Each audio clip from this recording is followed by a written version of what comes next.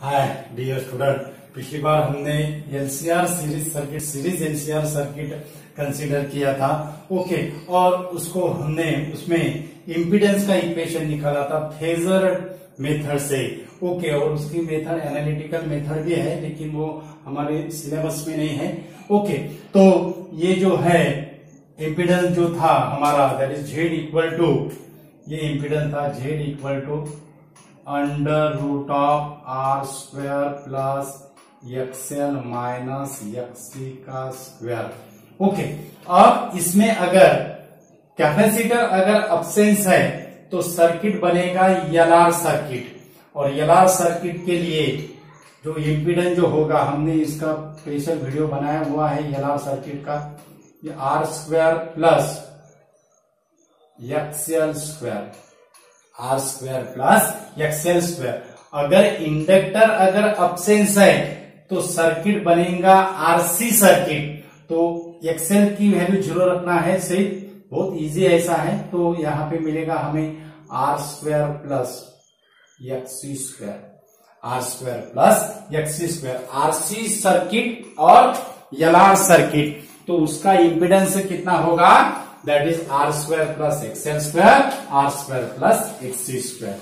Okay, उसके बाद हमने ये जो फेजर डायग्राम जो निकाली थी, ऐसी हमारी फेजर डायग्राम थी। ओके, ये वो हो गए।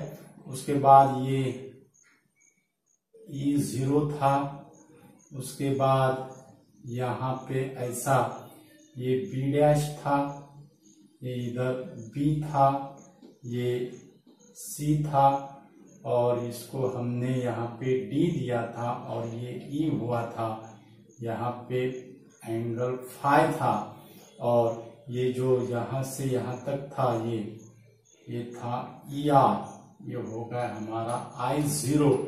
ओके, उसके बाद ये जो था OB डैश, ओके, इसकी वैल्यू थी EL माइनस EC।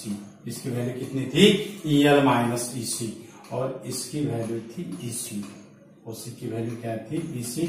इसके वजह से ये जो हो गया ये EL माइनस EC था। और कंप्लीट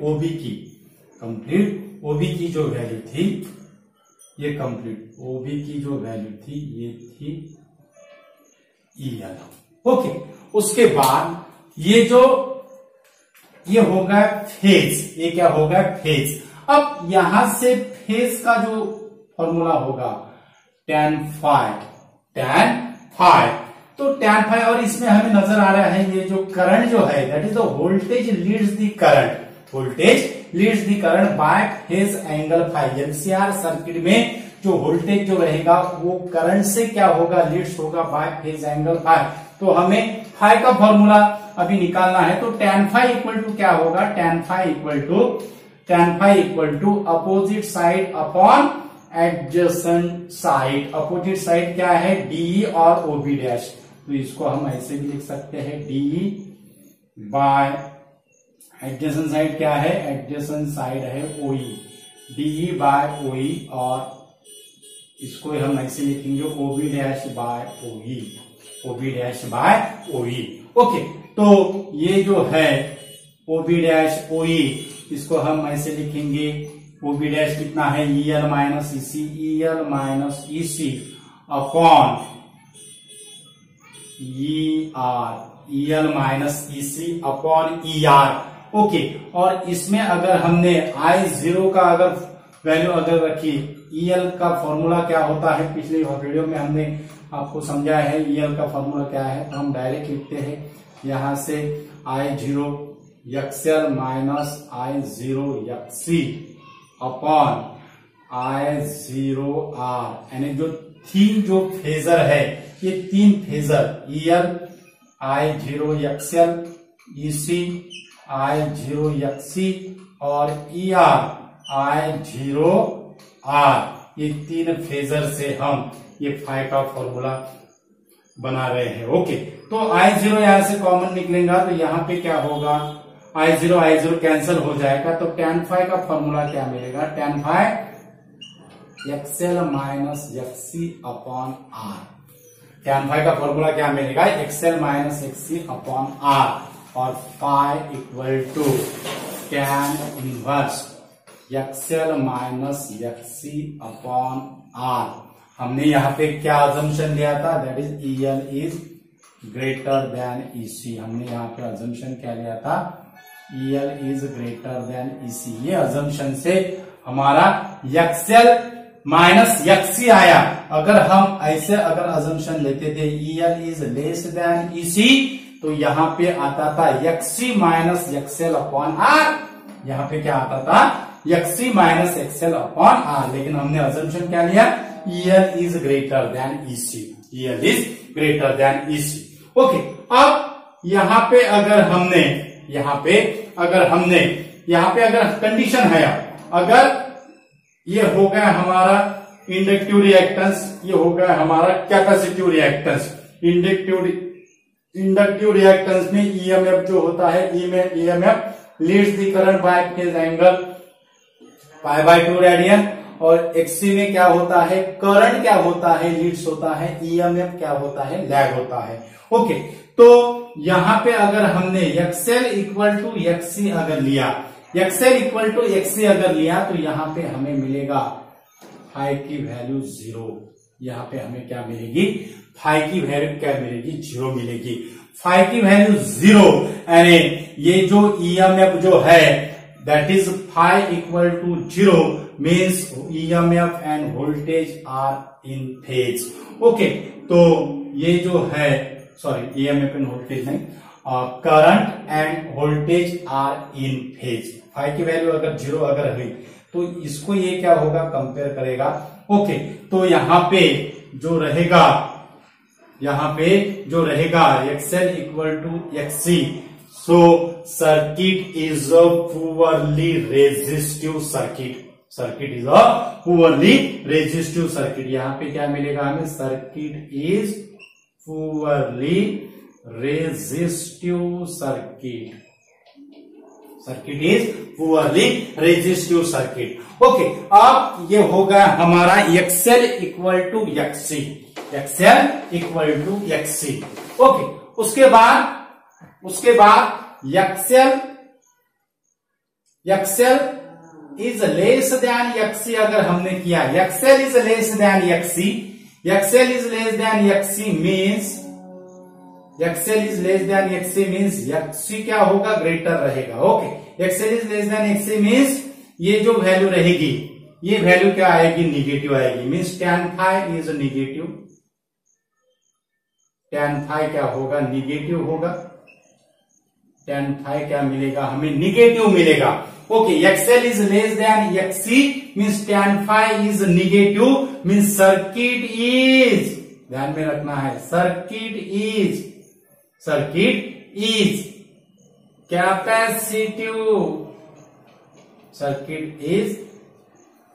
कैपेसिटिव डोमिनेंट, उसको हम ऐसे भी कहते हैं capacitive. Circuit is dominantly capacitive, ऐसे भी कहते हैं, circuit is dominantly capacitive. XL is less than XC है, तो यहां पे हम क्या लिखेंगे, tan फाई की वैल्यू क्या आएगी, निगेटिव आएगी, क्योंकि ये बड़ा होगा ये छोटा होगा, तो यहाँ पे निगेटिव वैल्यू मिलेगी। तो सर्किट इज डोमिनेंटली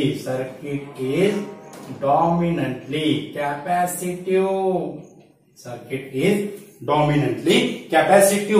ओके, उसके बाद XL is greater than XC अगर है,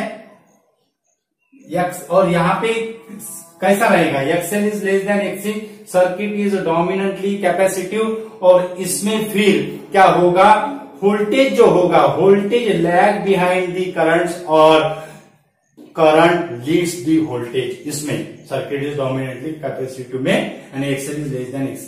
XL is greater than XC means tan phi क्या मिलेगा हमें, tan फाई की वैल्यू क्या मिलेगा, tan phi is positive. tan phi is positive means जो सर्किट जो रहेगा, सर्किट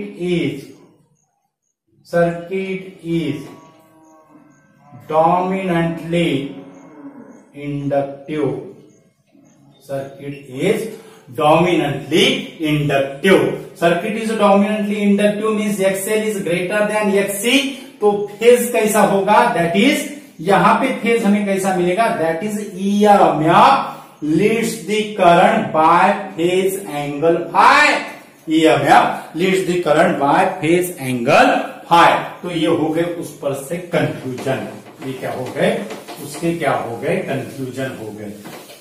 ओके, और ये हो गया हमारा formula phi equal to tan inverse XL minus XC upon R. Okay, अब ये जो यहाँ पे जो हमें ट्रायंगल जो नजर आ रहा है, ये ट्रायंगल इतना अगर हमने ट्रायंगल अगर कंसीडर अगर किया, इतना अगर हमने ट्रायंगल अगर कंसीडर किया, तो वो ट्रायंगल से हम इम्पीडेंस ट्रायंगल बना सकते हैं। फेजर डायग्राम से हम इम्पीडेंस ट्रायंगल भी बना सकते हैं। तो इम्पीडेंस ट्रायंगल कैसा होगा, यही ट्रायंगल हमें निकालना है। ओके, तो यहाँ पे ये हो गया फेज फाई, यहाँ पे ये हो गया फेज फाई। अब यहाँ पे हमें पता है क्या मिलेगा, एक्सएल माइनस एक्ससी मिलेगा। यहाँ पे जो होगा वो आर होगा, या I0 की वैल्यू अगर सब्स्टिट्यूट अगर की तो ओके। और उसके बाद ये जो है, ये जो यहाँ का जो डायगोनल है वो D is the diagonal, it represent the impedance, और उसकी वैल्यू कितनी आती है, that is Z equal to R under root में R square plus XL minus XC का square. Z equal to under root में क्या आएगा, R square plus XL minus XC का स्क्वायर। ओके, तो इस पर से हम ये भी जेड की वैल्यू इससे निकाल सकते हैं। यहां से हमें दिख रहा है दैट इज जेड, यानी दोनों साइड का क्या होगा, स्क्वायर होगा, that is under root of R square plus XL minus XC का square. Z equal to R square plus XL minus XC का स्क्वायर, आर स्क्वायर प्लस, और इससे हमें पाइथागोरस जो थ्योरम है, ये पाइथागोरस थ्योरम से हमें यही मिलेगा। और इसको फिर क्या कहते हैं, it is the impedance triangle. ये जो है इसको हम क्या कहते हैं, इम्पीडेंस ट्रायंगल। इसको हम क्या कहते हैं, इम्पीडेंस ट्रायंगल। इसको हम क्या कहते हैं, इम्पीडेंस ट्रायंगल। ओके, उसके बाद ये इम्पीडेंस ट्रायंगल से अगर हमने ये इम्पीडेंस ट्रायंगल से अगर हमने cos फाई की अगर वैल्यू अगर ली, cos फाई का फॉर्मूला क्या होगा, cos phi that is equal to adjacent side upon hypotenuse. Adjacent side upon hypotenuse, adjacent side है r और हाइपोटेनस है z। cos phi that is equal to r by z। cos phi that is equal to r upon under root में क्या होगा, r square plus XL minus XC का square. cos phi that is equal to r upon, cos phi that is equal to r upon under root में r square plus XL minus XC का square. और ये जो cos phi है, this cos phi is called the power factor. This cos phi equal to the power factor. Okay, अब power factor, अब यहां पे देखो एक्सएल इक्वल टू एक्ससी अगर है, एक्सएल इक्वल टू एक्ससी अगर है, तो ये टर्म हो गई जीरो। ये टर्म अगर जीरो अगर है, ये टर्म अगर जीरो अगर है, तो यहां पे हमें जीरो मिल जाएगा और ये आर स्क्वायर हो जाएगा। Under root of R square यानी आर होगा, आर बाय आर। तो cos फाई की वैल्यू क्या मिलेगी, cos फाई की value that is equal to 1। cos phi that is equal to 1, so phi equal to 0 degree, phi equal to 0 degree. हमने पहले कहा था अगर एक्सएल इक्वल टू एक्सी है, एक्सएल इक्वल टू एक्सी है, तो यहाँ पे हमें सर्किट कैसा होता है, प्योरली रेजिस्टिव सर्किट। और प्योरली रेजिस्टिव सर्किट में जो फेज एंगल जो रहता है, ओके, वो फेज एंगल की वैल्यू कितनी रहती है, 0। वो फेज एंगल की वैल्यू कितनी रहती है, 0। और यहाँ पावर फैक्टर से भी यहाँ पे हमें क्या मिला है, 0 मिला है। यानी पुअरली रेजिस्टिव सर्किट में पावर कितना होगा, ज्यादा रहेगा, पावर फैक्टर क्या रहेगा, ज्यादा रहेगा। Okay, cos phi that is equal to 1। और cos phi की वैल्यू, cos phi की वैल्यू अगर 0 अगर है, cos phi की वैल्यू बहुत इंपॉर्टेंट ऐसा कंक्लूजन है, एंट्रेंस एग्जाम के पॉइंट ऑफ व्यू से बहुत इंपॉर्टेंट है। cos phi that is equal to 0, so phi equal to 90 degree, phi equal to 90 degree means phase जो है, phase difference between voltage and current is 90 degree. Phase difference between voltage and current is 90 degree. Cos phi equal to 0 means it does not consume any power. Cos phi equal to 1 it consume the power. और हमें पता है जो resistor है, poorly resistive circuit है, उसमें जो power जो कंज्यूम होगा, it is in the form of the heat energy, it is in the form of the heat energy. और cos phi equal to 0 उसको हम क्या करते, there is no consumption of the power, it does not consume any power, and the current which does not consume any power, important ऐसी definition है, the current does not consume any power, वो current को हम कौन सा current कहते हैं, that is the weightless current, उसको हम क्या कहते हैं, weightless current। Current said to be, इसकी डेफिनेशन क्या होगी, वेटलेस करंट की डेफिनेशन, वेटलेस करंट की definition, current said to be, current said to be weightless, current said to be weightless if cos phi equal to 0, current said to be weightless if cos phi equal to 0, that means it does not consume any power, it does not consume any power, and phase difference between voltage and current is 90 degree. वो current को हम क्या कहते हैं, weightless current, वो current को हम क्या कहते हैं, वेटलेस करंट। ओके, तो पावर का कंजम्पशन होना या ना होना, हाई पावर है, लो पावर है, it is determined by the power factor, it is determined by the power factor. तो ये था हमारा इंपॉर्टेंट ऐसा वीडियो है, इंपीडेंस ट्रायंगल हमने कंसीडर किया है, उसके बाद वेटलेस करंट की डेफिनेशन दी, पावर फैक्टर क्या है, वेटलेस करंट के लिए what is the phase relationship between voltage and current, तो उसका भी हमने आपको यहाँ पे एक्सप्लेनेशन किया है। तो वीडियो जो है बोर्ड एग्जाम के पॉइंट ऑफ व्यू से इम्पोर्टेंट है और एंट्रेंस एग्जाम के पॉइंट ऑफ व्यू से भी बहुत इम्पोर्टेंट है। तो इम्पोर्टेंट ऐसा वीडियो है, वीडियो ज्यादा से ज्यादा स्टूडेंट को शेयर कीजिए और हमारे चैनल में अगर नए अगर यूजर है तो हमारा चैनल सब्सक्राइब कीजिए। हम ऐसे ही आपको एक्स्ट्रा जो इंफॉर्मेशन है वो एंट्रेंस एग्जाम के पॉइंट ऑफ व्यू से हो या बोर्ड एग्जाम के पॉइंट ऑफ व्यू से हो, हम यहाँ पे देते हैं। और हमारे चैनल का नाम याद रखिएगा, इक्विनॉक्स फिजिक्स, या से हमारा चैनल सब्सक्राइब कीजिएगा। Thank you so much.